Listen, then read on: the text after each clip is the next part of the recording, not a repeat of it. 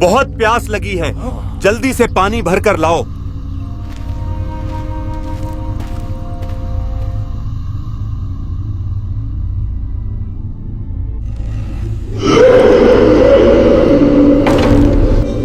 یہ کیا چیز ہے؟ یہ کس کی آواز ہے؟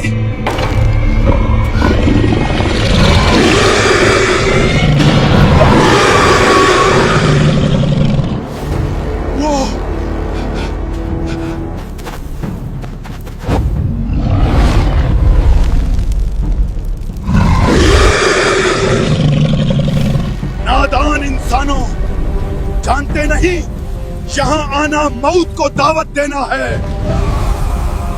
یہ ہماری زمین ہے گا، اب موت کا مزہ چاکھو، تمہیں کوئی نہیں بچا سکتا۔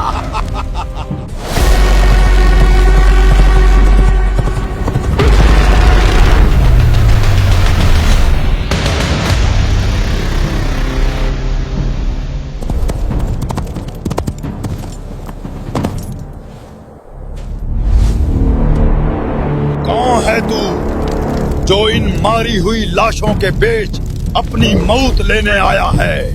میں وہ ہوں جس کے قدموں کی آہٹ سن کر باطل کا کلیجہ پھٹ جاتا ہے۔ میں علی ابن ابی طالب ہوں۔ پلٹ جا، ورنہ تیرا حال ان سے بھی برا ہوگا۔ آج یہ زمین تمہارے ناپاک وجود سے پاک ہوگی۔ آؤ مقابلہ کریں۔ دوستو، یہ وہ لمحہ تھا جب ارزق کی وادی یا علی کے نعروں سے گونج اٹھی تھی۔ ایک طرف ہزاروں خونخوار جنات تھے اور دوسری طرف اکیلے شیر خدا۔ آخر یہ جنات کون تھے؟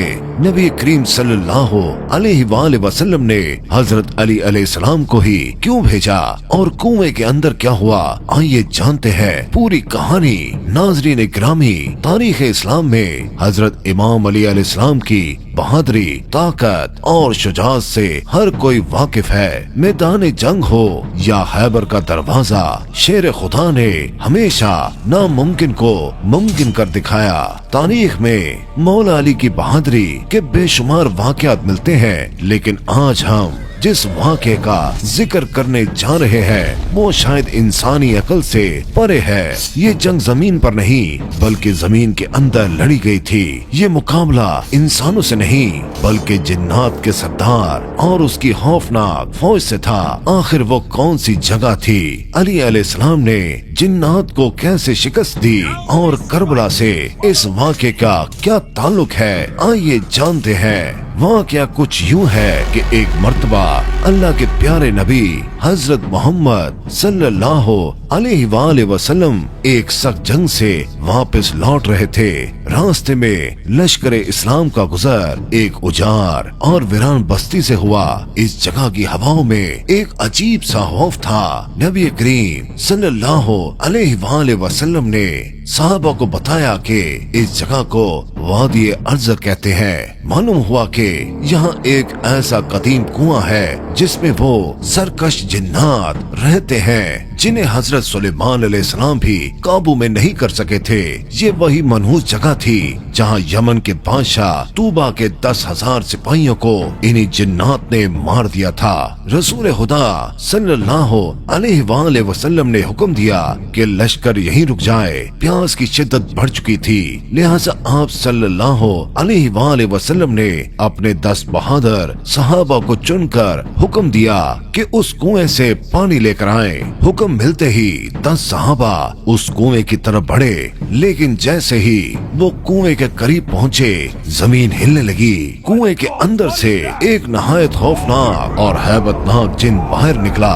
اس جن نے باہر آتے ہی ایک ایسی زوردار ہنکار بھری، یہ منظر اتنا دہشت ناک تھا کہ کئی صحابہ پیچھے ہٹنے پر مجبور ہو گئے، لیکن ان میں ایک بہادر صحابی حضرت ابو العاص رضی اللہ تعالی عنہ تھے جو پیچھے ہٹنے کے بجائے آگے بڑھے۔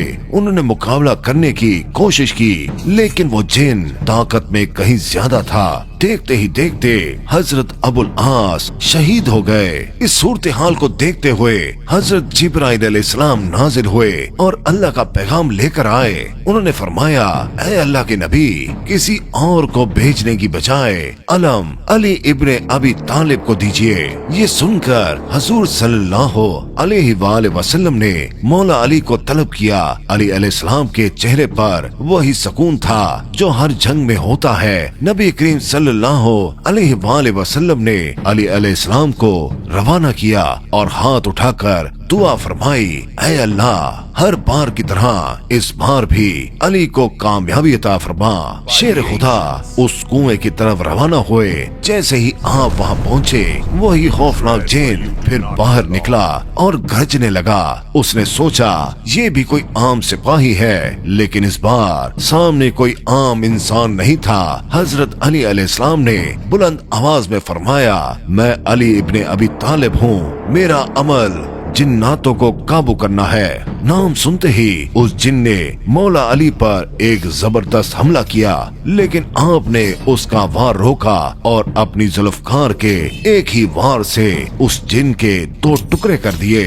उसके मरते ही कुएं से आग के गोले निकलने लगे, धुआं उठने लगा और खौफनाक चीखें गूंजने लगी। अजीब और गरीब चेहरे नमूदार होने लगे। ये देखकर अमीरुल मोमिनीन ने कुरानी आयात की तिलावत शुरू कर दी। आपकी तिलावत की बरकत से वो आग बुझने लगी और धुआं हवा में तहलील होने लगा। इसके बाद आप अलैहिस्सलाम कुएं के मुंह पर खड़े हुए और पानी निकालने के लिए बर्तन अंदर डाला, लेकिन जिन्नात ने वो बर्तन वापस फेंक दिया। अली अलैहिस्सलाम ने दोबारा डाला, उन्होंने फिर वापस फेंक दिया। तीसरी बार भी यही हुआ। अब अली अलैहिस्सलाम ने कुएं के अंदर मुंह करके ललकारा, मैं मुकाबले के लिए तैयार हूँ, जो लड़ना चाहता है बाहर आए। एक और जिन निकला और कत्ल हुआ। जब वो बाहर नहीं आए तो शेर खुदा ने खुद उस अंधेरे कुएं में उतरने का फैसला किया। हजरत अली अलैहिस्सलाम ने सहाबा से फरमाया, मैं अंदर उतरता हूँ, तुम रस्सी को पकड़े रहना। आप अलैहिस्सलाम रस्सी के सहारे उस गहराई में उतर गए। अभी कुछ ही फासला तय हुआ था कि जिन्नात की शरारत से रस्सी टूट गई। मौला अली अलैहिस्सलाम उस अंधेरे में कुएं में जा गिरे। ऊपर खड़े सहाबा रोने लगे।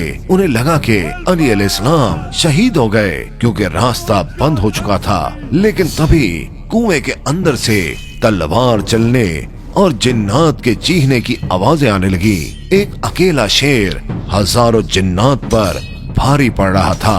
कुछ ही देर बाद चीखें बदल गईं। अब वहाँ से रहम की पुकार आ रही थी, या अली हमें पनाह दो, या अली हमें बचा लो, हम तौबा करते हैं। मौला अली अलैहिस्सलाम ने फरमाया, अगर अपनी जान की अमान चाहते हो तो कलमा पढ़ो और मुसलमान हो जाओ। और फिर उस कुएं से ला इलाहा इल्लल्लाह की सदा बुलंद हुई। रवायतों के मुताबिक इस जंग में हजरत अली अलैहिस्सलाम ने 2 लाख जिन्नात को कत्ल किया और बाकी लश्कर को मुसलमान बनाया।